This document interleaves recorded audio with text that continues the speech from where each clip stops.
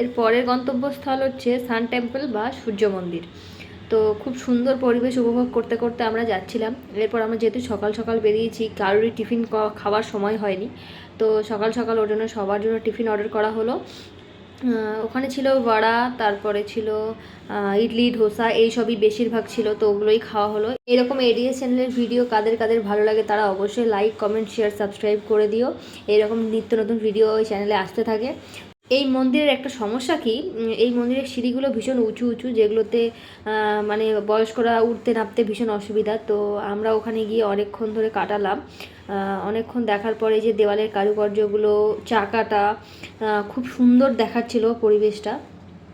ওখানকার একটা মাধুর্য ছিল কি, যে এই মন্দিরটার কোনো শ্যাডো বা ছাওয়া পড়ে না, তো এটাই একটা খুব আকর্ষণীয় জিনিস ওখানকার। তো আবারও আমরা গাড়ি নিয়ে রওনা দিলাম আমাদের দ্বিতীয় গন্তব্যস্থলের জন্য। তো দেখতে থাকো।